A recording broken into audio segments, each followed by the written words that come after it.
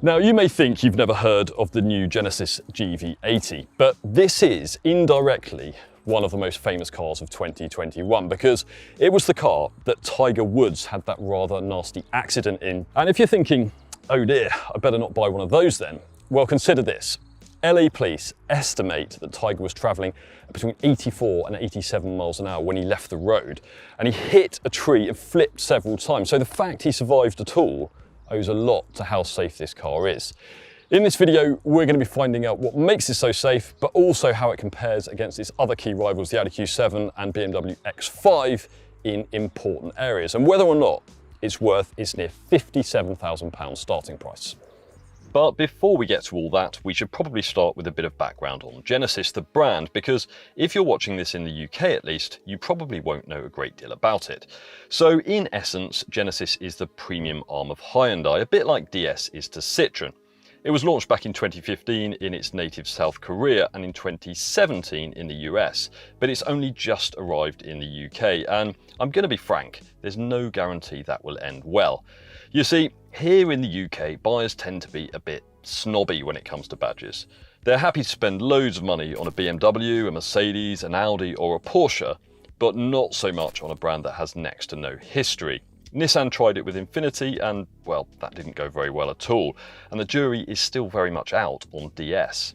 In fact, the only nouveau premium brand that's enjoyed some proper success over here in recent years is Tesla, and that's largely because, certainly in its early years, it offered something completely different that you couldn't get from any of the more established premium brands. So is there anything completely new about the GV80 that would make you consider buying one instead of a BMW X5?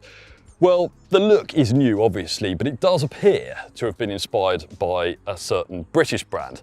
So this enormous diamond effect grille at the front here is very Bentley, isn't it? And this badge as well. I know several manufacturers have wing-based logos like Aston Martin and Chrysler, but this one does look very similar to Bentley's. And that's probably not a coincidence because a couple of former prominent Bentley designers have actually joined Genesis.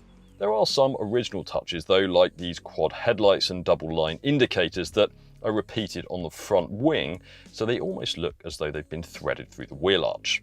But we want to know what you think. Does the GV80 look better than its rivals, the Audi Q7, BMW X5 and even Volvo XC90? Let us know in the comments below.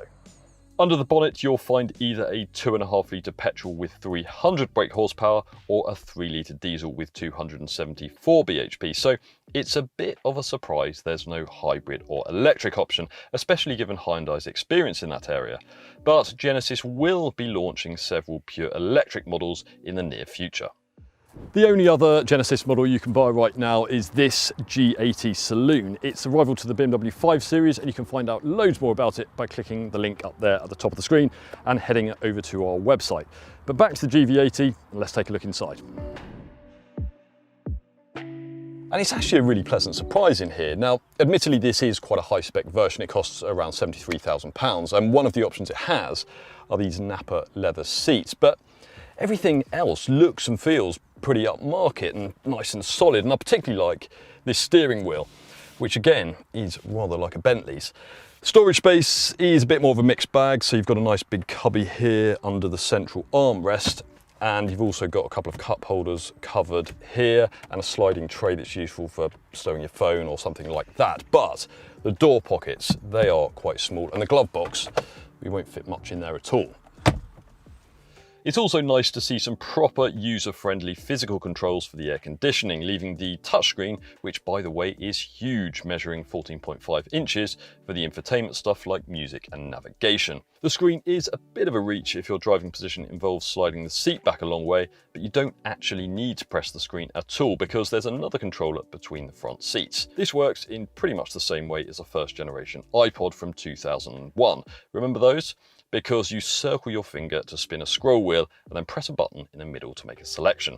It isn't quite as intuitive as the iDrive controller in a BMW X5, but it's far less distracting than swiping and pressing a touchscreen while you're trying to drive. All GV80s come with Apple CarPlay and Android Auto smartphone mirroring as standard, with wireless phone charging and a 12.3-inch head-up display available as part of the optional innovation pack. And one other option you might want to consider adding is this rather awesome 18-speaker Lexicon sound system.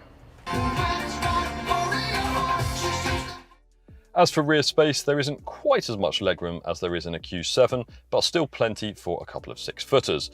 And if you pay extra for the second row comfort seat pack, you get full electric adjustment, so you can fold, slide or recline the seats simply by pressing buttons. An extra £500 gets you a couple more seats in the boot, and these are handy as long as you aren't hoping to carry adults on a regular basis because headroom is rather tight. Have a watch of our reviews of the Land Rover Discovery and BMW X7 if you need an SUV that can comfortably ferry around 7 grown-ups.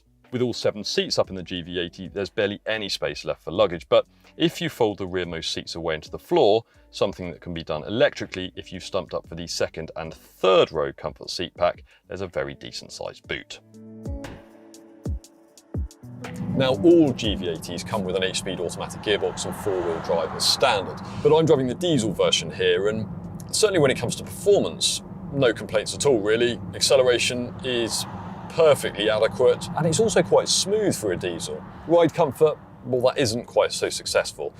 So unlike many of its closest rivals, including the Q7 and X5, the GV80 isn't available with air suspension. And when air suspension is done well, it gives you a really soft, pillowy, and generally luxurious ride that's really appropriate for a car like this. The GV80 does have quite a clever system that this car is fitted with. So essentially it's a camera that can read the road ahead and prime the suspension for speed bumps and potholes and things like that. But if I'm honest, it doesn't seem to work very well, because if you hit something like a pothole, there's quite a nasty thwack through the car, and you're also jostled around quite a lot at low speeds as well. It goes around corners perfectly well and actually makes cars like the Land Rover Discovery, for example, feel quite cumbersome. The only thing I'd say is that when you're driving a little bit harder along a country road like I am now, the steering could do with a little bit more weight build up to give you confidence as you turn into corners. And that's something that you do get, more so at least from cars like Q7 and X5. But really, when you're driving this car gently, as luxury SUV buyers will be most of the time, absolutely fine. And while we're on the subject of the steering wheel, I know I said earlier on that I really like the way it looks and feels, and I do, but as I've been driving it more, I've noticed that there's quite a nasty bit of hard, scratchy plastic here in the centre that your hands inevitably end up finding when you're going around corners. And if I'm honest, that does slightly spoil the luxury experience. And on top of that, at all speeds, you are aware of quite a lot of road noise making its way into the car. Now that's probably not helped by the fact this car has 22-inch alloys. They are the largest that are available on the GV80, but there's no doubt about it that if comfort and refinement are your priorities, then there are better alternatives than the GV80. So what about price? Well, the GV80 starts at just under £57,000, about the same as an Audi Q7 and a few thousand quid less than the BMW X5. And you do get a lot of equipment as standard, including fully electric and heated front seats, adaptive cruise control, parking sensors at either end of the car, a reversing camera and even electric steering wheel adjustment. There's loads of safety kit too, including 10 airbags, automatic emergency braking, blind spot monitoring, rear cross traffic alert, and lane keeping assistance. All of that stuff helped the GV80 score 5 stars out of 5 in its recent Euro NCAP safety appraisal, with excellent marks awarded for both child and adult occupant protection. Buying a Genesis is also likely to be a different sales experience than you've had before. And I emphasise the word sales because if you don't want to buy online, you'll need to go to a Genesis studio. The first one in the UK will be opening in London very soon. Here, you'll be allocated a personal assistant to help you along your buying journey. But that assistant won't get any commission if you decide to go ahead. They're paid a salary, so you hopefully won't experience any hard sell tactics or find yourself being talked into a more expensive model than you really need.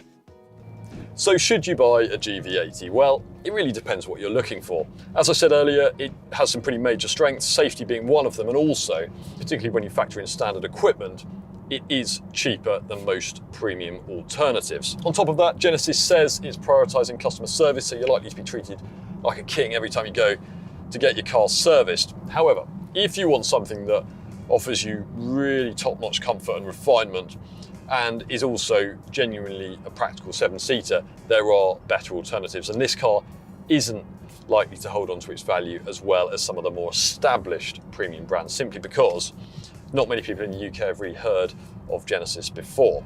But for lots more information about the GV80, just head over to our website, whatcar.com, and read our detailed 4-point review. Whatcar.com is also the place to get a great deal on your next car. If you've enjoyed this video, we'd really appreciate it if you give it a like, leave us a comment below, and other than that, we'll see you next time.